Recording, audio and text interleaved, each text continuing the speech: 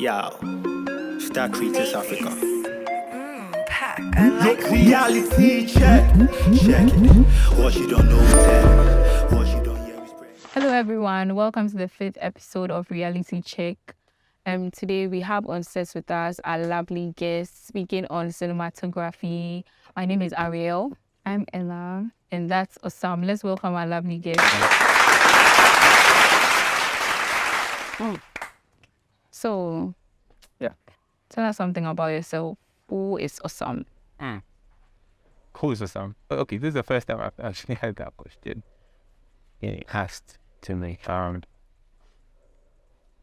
Okay, in a nutshell, for me, I'm a filmmaker / cinematographer. And wait, what exactly am I talking about filmmaking or personally myself? Yourself. Okay, so I'm a 29-year-old filmmaker, all right, in Accra. Basically, that's it. I don't have much personally going on. It's mostly work for me. So, yeah. Okay. So, when did you start your journey? Okay. When it comes to my journey, I don't think it's close enough. I would have to take you way back when I was a kid. Let's go way back. Yeah, right. All right. Got it. Okay, so it started mostly, I had this thing with art, okay? Whenever I saw works of art, like I was intrigued by how it was done and how it looked when it was finally finished, okay? So then in my mind, I was like, this is the kind of thing I want to be involved with.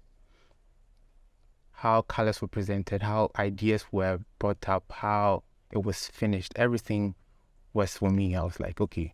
So in primary, I was doing a bit of drawings. I wasn't good artistically, but then it's like I had the zeal for it, the desire for it, and I couldn't see myself doing any other thing. But then primary was 50-50 kind of thing. So when I got to junior high school, that was when I actually took it serious. And me, I was born on campus, KNUST campus. So then... Shout out to the tech squad. Yeah. Boring. My father was a lecturer in tech, and he was teaching. He's a com skills lecturer, or let me say English. English, Okay. all right.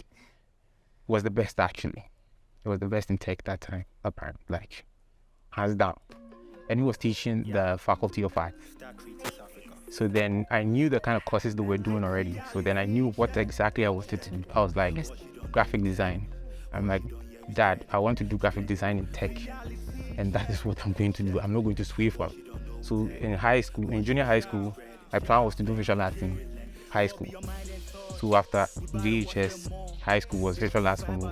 I know there's this stigma with visual arts, like visual arts people are not that smart.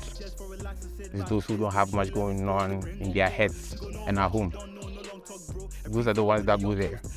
And people are like, hey, Osam, you're good enough. You could be doing business. You could be... I'm like, no, bro.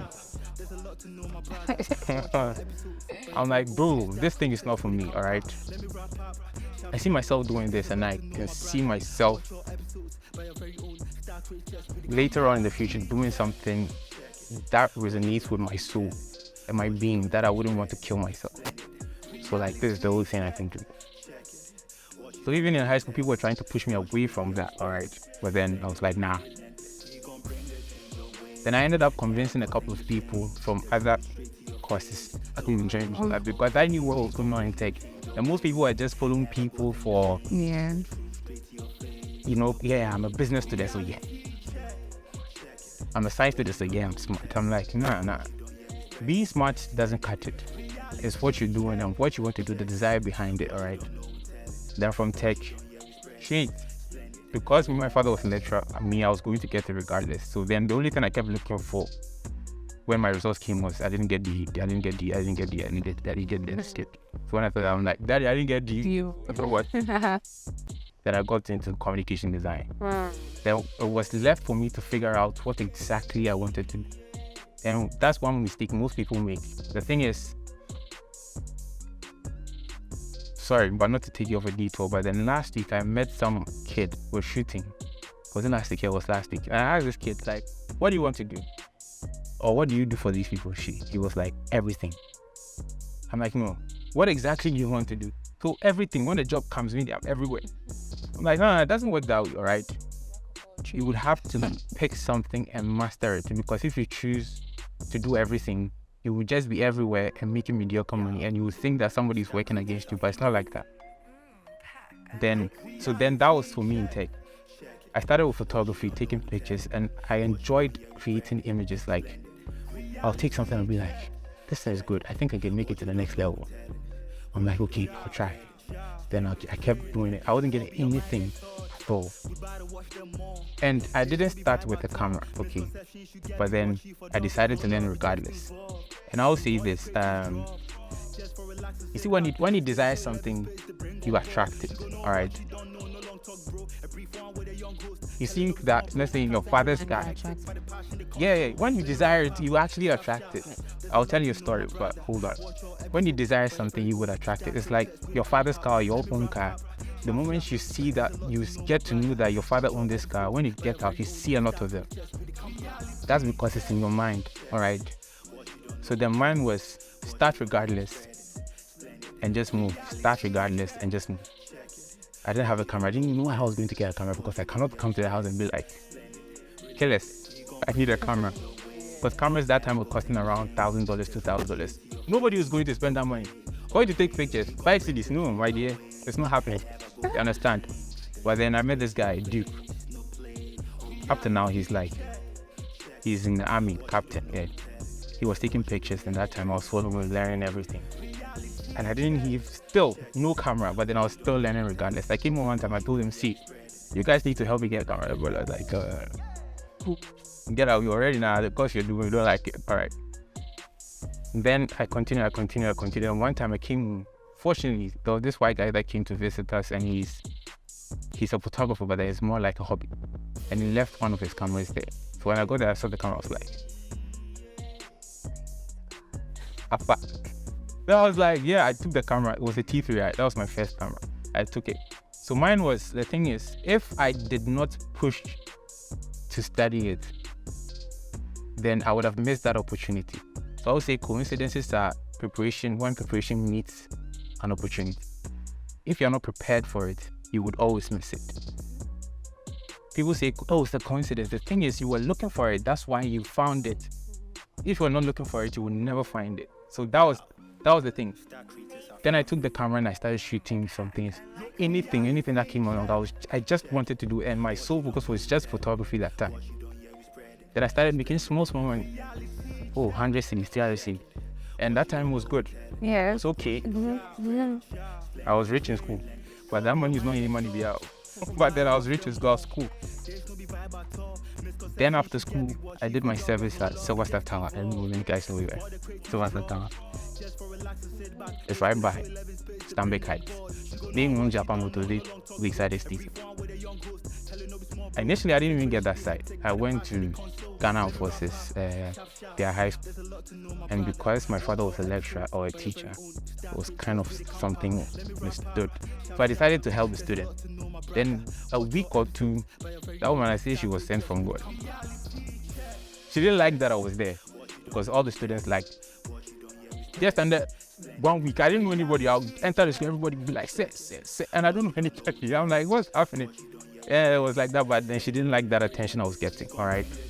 Then she said, I'm going to take 47 PBVC.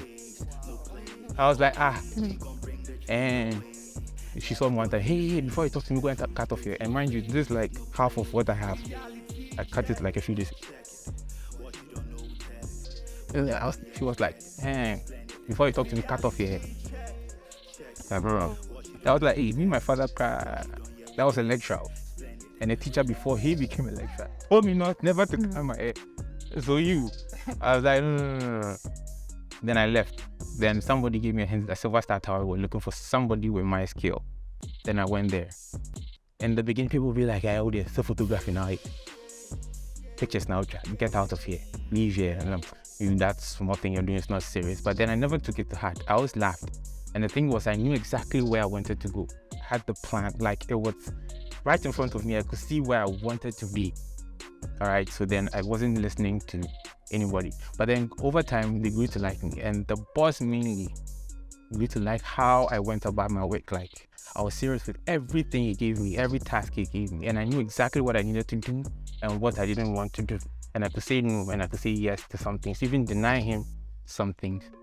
So after service, it was like, don't work for anybody, work for yourself and trust in yourself. And the thing is, I didn't know anybody at all, anybody, like somebody to give you this job and be like, see, I'm going to pay it out, or even 100 cities, nobody. But then I was like, regardless, I'll do it. And that was the time I was able to buy 60. Then I started hitting up. I drew up a plan. I'm like, okay, see, I need to do something for people to notice me, all right? So then I knew this girl who is aspiring to be a stylist, right? So then I'll start shooting the videos for you. So I called this girl, I was like, let me do your videos for you, let me do this for you. Then I went to them one time and they wanted to try me out. I'm like, hey, why wouldn't you be? So I'm here. I'm like, okay. Then I filmed it, she liked it, then we started shooting. Then I was testing everything. Then I got to one time, the photographer that was working with her that time was like, you know what? Let's do weddings like that. That's what will give you money. I'm like, see, I don't like weddings. Am I going to like weddings? Because I can't control the entire thing. I like things I can control from the beginning to the end. And the fact that I can't control the times where you're coming out, how I position myself kills me every time. So then I begin enthusiastically, I want to do that, I want to film it like a proper film. Then I get to a point I like it and I'm like, you know what, just shoot anything as edit, all right? Then was telling me, you can't, these things that you want to do, they don't pay. I'm like, still regardless, I'll still do it. Then I was doing, then somebody was like, I like this thing you're doing, all right? It was very difficult because sometimes you go at, you get like 50 CDs. You get back home and it's done. Then I'll go and see anything. Because if I go and talk, I'll be like, let me catch up. You understand? So then I was just doing anything at that time. But then gradually for 2 years, I got one job that paid me like 1,500. Then it started moving up. All right, then did I even talk about how I got into filmmaking per se? Well, Sorry, it was. okay, so there was this birthday. I don't know whether you know Aqua Safari, the owner, the wife's birthday. And they didn't have a videographer, and it was like, oh, Sam, can you do the video? I'm like, I'll try. Then after editing the video, I was like, this thing looks like I can do it. I was like, this thing looks like I can do it. So I was looking at the video, I'm like, I did this move.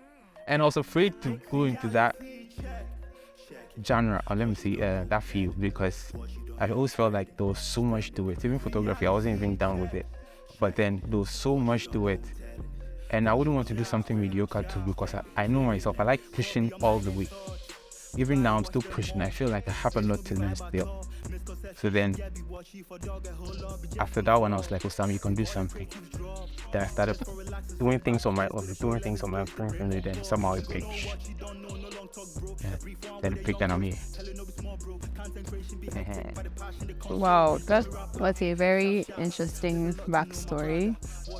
And can I say cinematography / videography? Is there they're two different things? You can, but then to a professional, I don't think that is right. Because videography, anybody at all can be a videographer. You can pick your phone and play any camera and film any event. You understand? But filmmaking deals with a lot. It deals with storytelling, like somebody writing a story. Lighting, yeah. It's basically filmmaking is like the title on the entire thing, but then there are sections to it. There's a gaffer, somebody who handles lighting. There's a sound guy, somebody who handles just the sound and making sure it's crisp. There's somebody who's a DOP. There's a cinematographer basically cuts across and handles most of it. It's not necessarily him controlling everything, but making sure everybody's doing the job correct. You understand? So videography, and even when you type in videography, sometimes it corrects you that is wrong. So it's just a word that was even coined, I think, was coined recently, because photography, so then videography, you understand? I mean, that is my idea, you understand? So videography is just, anybody at all can be a videographer. You can pick a camera and shoot any event, piece them together, and you're done. But filmmaking or cinematography, filmmaking per se, deals with so much, a lot that most people overlook. So then you have people, anybody just calling themselves, I'm a filmmaker, I'm this. Okay, so I have a question. Yeah. So, does that mean, Or do you have to like study or something to qualify as a filmmaker? Or can you just take it up yourself? Because I feel like we have this misconception that unless you go to filmmaking school, you can't be a filmmaker. No. Okay. In this world, it can be anything you want to do. It's not the school that tells you what you can do. Even with my job, I've met a lot of people who are in different fields and didn't study that. You go into real estate and you realize most people are not even, they didn't even study real estate.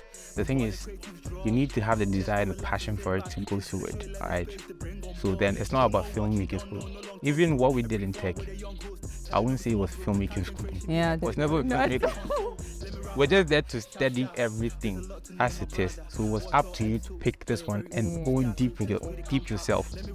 So then what I did was I went to the school of the University of YouTube. That's right.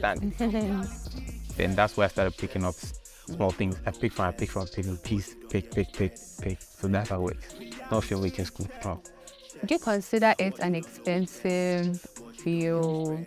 Do you think, is it something that you have to like actually spend on? Because you mentioned that it's not just videography. You don't just cinematography is not picking up your phone and recording something. So if it encompasses all of these things, is it something that is expensive, or tell us about it? Okay. Depending on the level you're filming, or depending on what you're filming for. Okay. For example, if you go to Netflix, they have certain things you need, the criteria you need to meet. So then it depends. But then personally, I don't think that you need so much of an expensive gear to film to have that filmmaking look or storytelling or anything. You can just pick one camera and you just need one light or even the sun, and you can make sense out of it. The reason I'm saying videography is different from filmmaking is the approach. Okay. It's not necessarily the quality of what you're showing.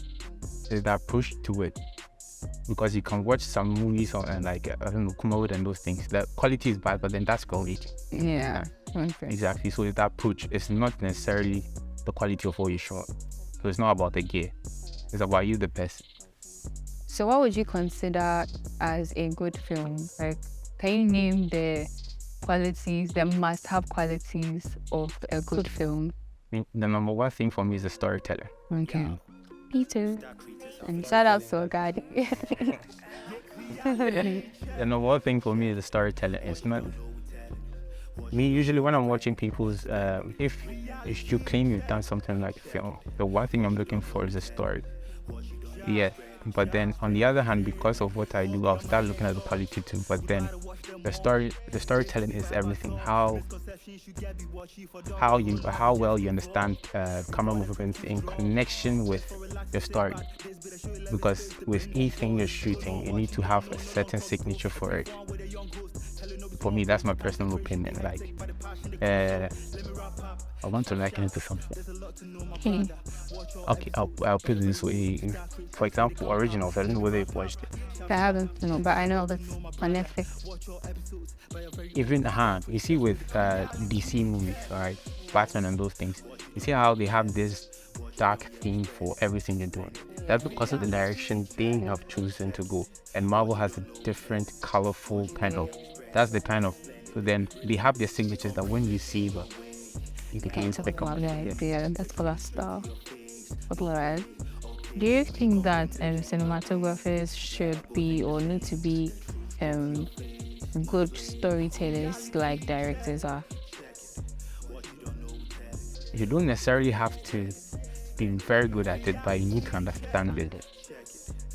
It's like shooting and there's no editor around and you go and give it to the editor. You would have to explain the entire thing again. Usually you just need to see what's going on, understand what is going on, so that when we come, we know that this means this, that means that. You understand? So you don't necessarily have to understand everything in detail, but you need to have a fair idea of how things work. So that when the director speaks to you, you understand how to translate it better for the director. Okay. So I'd like for you to share with us some of the things that you find, I want to say, disturbing in dealing with your clients, like the misconceptions, basically. I want to know from your perspective what you've experienced that if you get that client, like, bro, or if you find those people, if you like what you are saying is not right. I don't like it. You know, that kind of stuff. Is there anything clients like watching? Oh yeah, they should. I want them to see. Yeah, this is for you. This is Yeah, they'll be like, you sometimes you there they get the DM. So even now my Instagram notification is off. Unless I go on Instagram, I don't see anything. Some people DM me and be like, sir, please, I need a 1 minute video. You don't know what you're talking about. So how much do you charge for a minute video? What do you mean, how much do I charge for a minute video? I'm not going to be there for a minute. So then I don't want to hear those things. So preferably, I don't even like taking clients from Instagram. Okay. Unless it's rare. But somebody will be like, oh, how much do you charge for a minute video? Then it means you don't understand what you want. Because if you understood what you want, if you're coming to me, then you should have made your research on what you're looking for to understand what you want, to translate it better to me. Before I come, I have to come and explain so many things that you'll be like, but I just want something simple. That's what I didn't like hearing. You understand? Because it's not about, sometimes what you produce might look very simple, but then it's not actually that simple, because to sell an idea to a consumer takes a lot. All right, and you're trying to sell an idea, like let's say you're shooting fashion, you're trying to sell clothes to the consumer, so you'd have to think about positioning these clothes well in the model so that the consumer see it and be like, I want to look like this person. All right, you sell fantasies. All right, my job is to sell fantasies to people. You understand? So then people come be like, oh, but it's just something simple. I'm like, my dear, you didn't know what you're talking about, so thank you very much for contacting me. You don't know. If you understood what you wanted from me, then you wouldn't see that. So do you think we have a dead industry, and as a young filmmaker, what are you doing to resurrect it? Or what do you think should be done about it? I don't think it's dead, but it's on the brink. All right, it's on the brink, because then sometimes even myself, I remember, was it a month ago, I woke up one time and I was angry with everything. I was like, see, I know exactly what I can do, and I know that I can do more than what's happening right now. But then it's like you have this idea, and for me, I know that what I'm thinking in my head is what I produce. All right, and I can produce it once I think about it. Once it's in my head and I see it this way, I know exactly what I can come up with.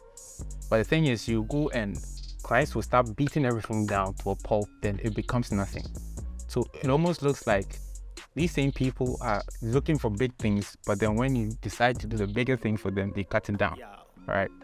So then, even now, I've decided that, you know what, there are some things I'll be doing on my own to push a different narrative, right? And I've been working this entire year, I've been pushing that idea. That this is what I want to do, and I'm ready to sacrifice for it. And that's something for me I like to do. I'll sacrifice to gain later on. I don't think it's dead yet, but then it's on the brink. I have a lot of people going to SE right now, looking for clients there. I know a couple of people going to SE, looking for clients there to work there. I have a friend there. There's this classmate of ours that's in SE right now, is not coming back. These same people go outside and be like, Jesus Christ, you can do all this, you can calibrate, you can edit, you can shoot, you know how to handle cameras. Yeah, we don't do that. This guy is handling camera only. This guy is doing the editing. This man is doing calibrating. So then it's like you have so much. I remember in tech, we were behind. And I think we were in high school that time. There were some white people came. And they realized, you can edit, you can shoot, you can do this. How is it I can do so many things at once? Like, you know how to do all these things. But for them, it's not like that. Somebody's a colorist and they're strictly colorist. Somebody's an editor and that person doesn't do anything else apart from editing. Somebody's on sound, Foley sounds, and that's the only thing. But here, you're trying to do so many things at the same time because, hey, it is what it is. So it's not that it can go, but then that's the problem right now. So do you think the rise in the use of social media, say TikTok, videos, Instagram, do you think it's affecting the filmmaking industry in any particular platform content? It's not. It's actually pushing it in a different and unique way. Okay. Because even I've found myself doing a lot of what people tend to term as reels. It's not supposed to be called reels, but then it is what it is. What is it supposed to be? No, reel is a different definition on its own. All right. So what's the meaning of educator? A reel must be like for example, if somebody comes to you and be like, okay, you're a cinematographer, show me a show reel of what you've done. It will basically what you've produced put together in one. like cuts pieces of everything, so you show them a reel of what you. But then they choose to have a name that can be related to what they are shooting. That's why they call it a reel, and everybody's calling poetry videos reels. Doing something new to do. So it's not. That's not even right. Yeah, so tell us, how is it helping your industry? Now people are looking to create more content, alright, and Yeah. brands to understand what their clients want, especially with luxury brand.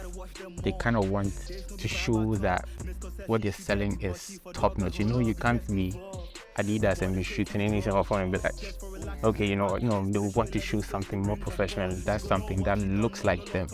All right, so it's kind of helping people get more to do, but there's still a long way to go. Here, there.